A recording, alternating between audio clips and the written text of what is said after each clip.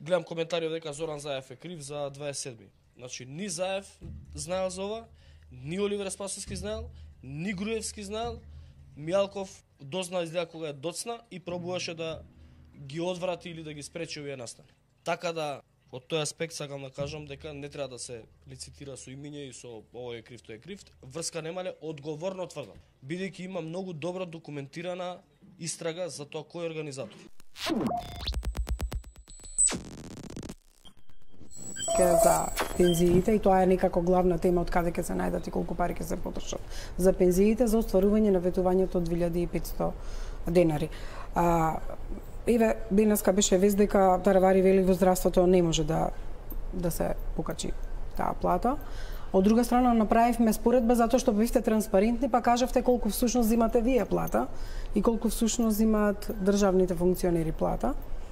И ако се направи пресметка, се гледа дека во здравството треба 20 милиони годишно за повисоки плати, а пресметката покажува дека за 15 милиони евра се платите на функционерите зголемени со оние 78% од зголемувањето. Очекувањата на граѓаните беа дека може да ги ревидирате платите во овој дел во функција на зголемување на останатите плати. Не, во буџетот недостасува 200 милиони евра. Тоа е со 200 милиони евра. Прашувам конкретна работа. 15 милиони евра за покачувањето на функционерите, а во здравството фала 20 милиони годишно. Еве јас ви кажувам со овие 200 милиони евра не само во здравството. Што се пари украдени, не само во здравството. Ке имавме поише пари и за образованието, ке имавме поише пари и за други места, за секаде ке имавме. Да, меѓутоа тоа го утврдивте. Сега прашувам вие. Ќе има одговорност за тие 200 милиони евра украдени кои што вака на прва до сега сме ги констатирале. Меѓутоа зошто се решивте? Понатаму прашањето е зошто не да не ги ревидирате 5 милиарди денари за пензионерите. Не, зошто не ги ревидирате функционерските плати за сметка на платите во здравството? Не е тоа проблем, ние рековме тоа ќе биде закон, ќе ги ревидираме. Да, така и ветивте пред избори, затоа ве прашувам. Тоа е најмал проблем. Од тие 15 милиони евра во оваа влада нема ништо. Тоа е од претходно наследена состојба. Добро, меѓутоа можете нешто да направите, дали ќе направите? Што да направиме? Да ги скратите функционерските плати, затоа што тогаш имаше критики за ова од ваша страна како опозиција кога бевте. Ако ми дозволите, ќе ми дозволите? Добро. Тој е предмет на закон кој што треба да го сработиме и тој закон ќе го дадеме во парламентарна процедура и еве јас однапред велам пробоно ќе работам. Пробоно ќе работам. Ако одиме сега на ниски страсти, но тоа нема да го реши проблемот. Во овој дел повеќе прашања имам во делот за Јас сум спремен да одговорам, ево вака, како ме ставите простор нормално. Ајде да почнеме со она што сепак беше актуелно и денеска, а тоа е во однос на колективните договори и минималната плата.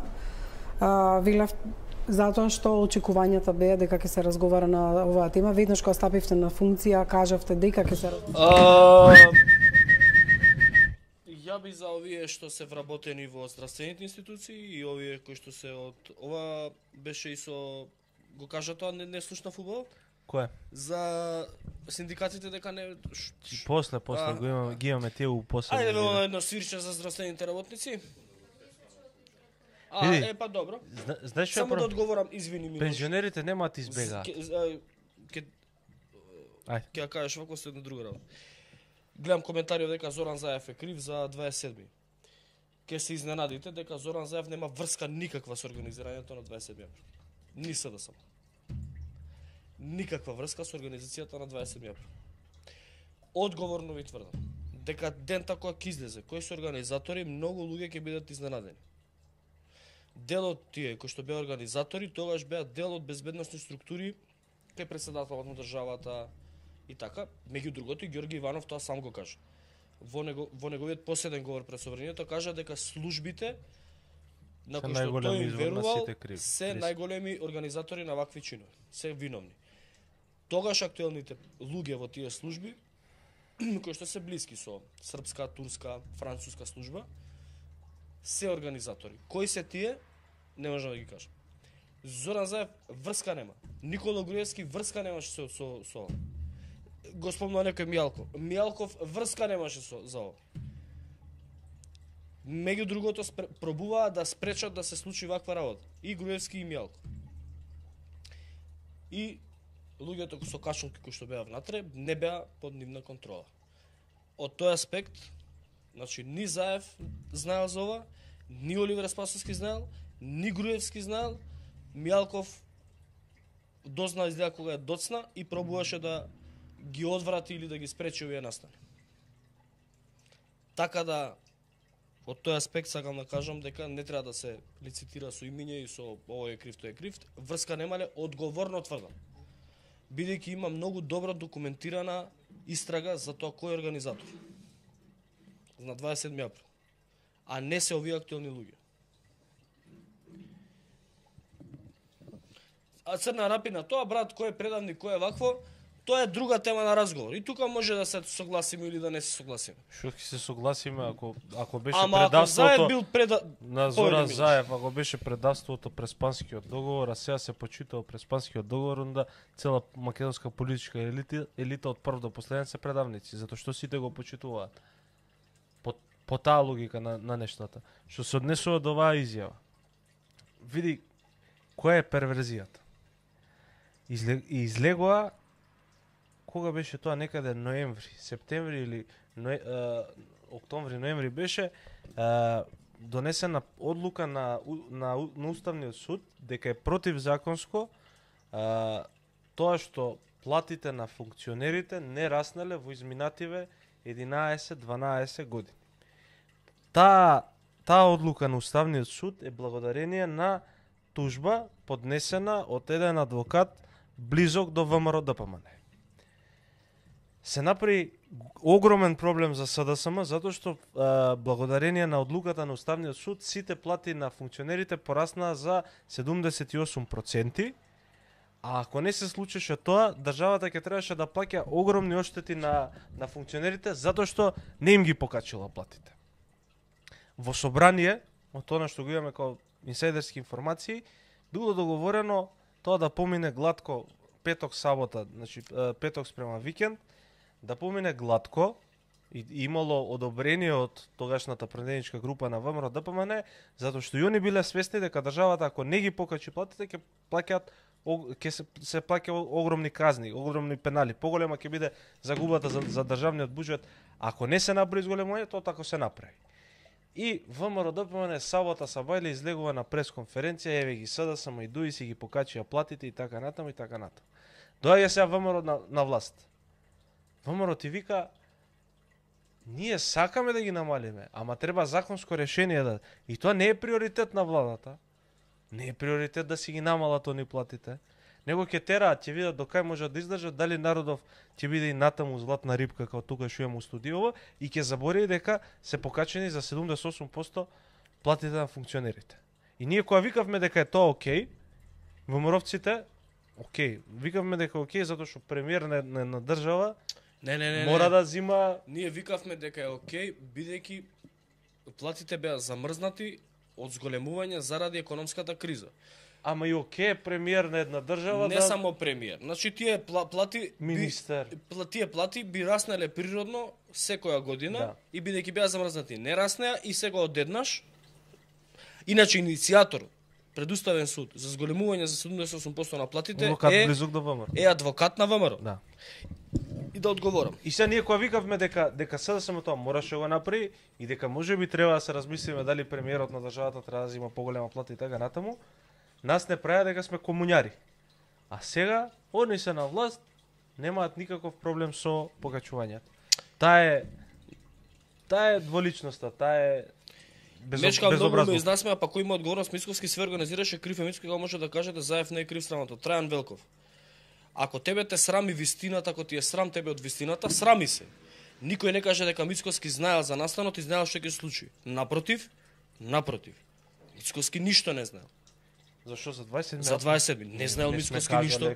Човекот нема никаква врска, нити е крив за нешто околу 27 април. Ама ти кажувам одговорно, дека никој од овие другите не знаел. Ниту па организирале. Ако нешто, Чавков овие, они пробуваа да ги спречат, да го спречат сценариото.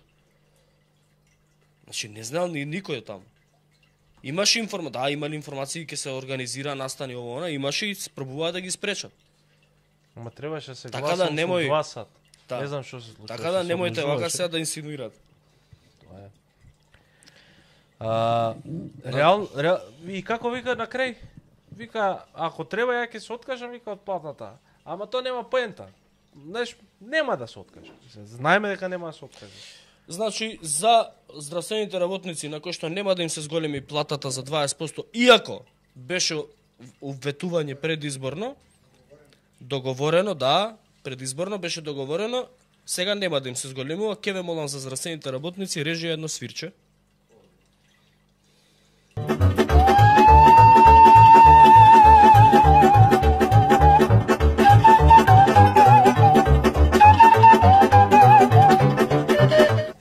Следното, може више одма да идеме со... Ај за синдикатите. Ајде. Пуштете го видеото за синдикатите.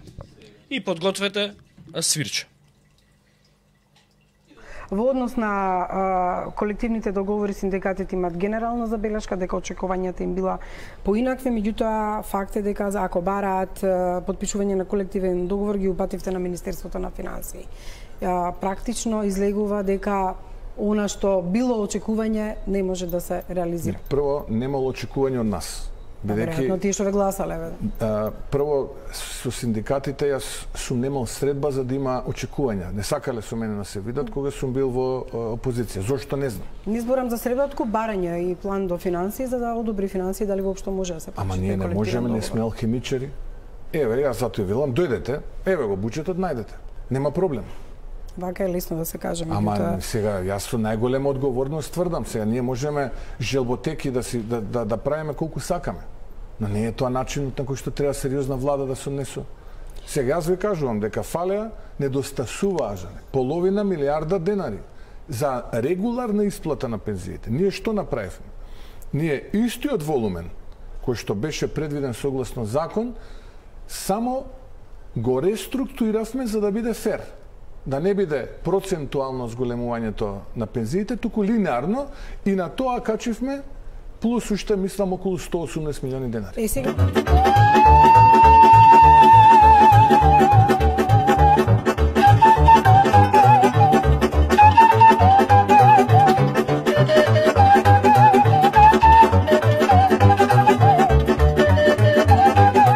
Свирчето беше за работниците, за членовите на синдикатите, кои што гласале за ВМРО-ДПМН.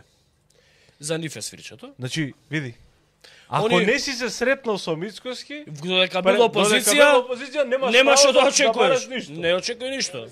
Џабе си гласал за него. Да. Немојте да барате ништо. Кој е оваа логика? Кој е оваа дрскост? Кој е... Дали си бе ти, друже, добар? Како можеш да искочиш на телевизија и да кажеш дека ако некој не се сретнал со тебе, ко прво, шо бара да се среќава синдикат со опозиција? Која синдикат треба да се сретне со министер, со власт, со влада, значи тие ги имаат ингеренциите, со нив се среќава. Ко прво. Ко второ, ти си председател на влада на Република Македонија на сите граѓани. Не си само на тие што си се сретнал.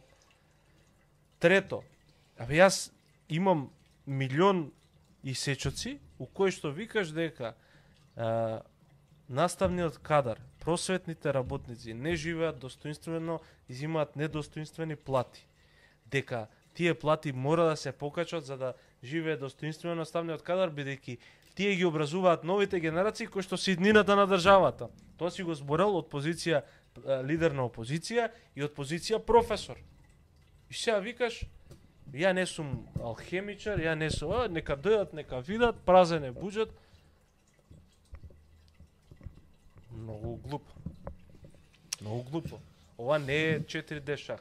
Мислам дека не може више да издржи играта 4D шах. Како беше на Саша Матич, што ме сада тражиш? Где си била кад сам био Нико? Кој е ова човече?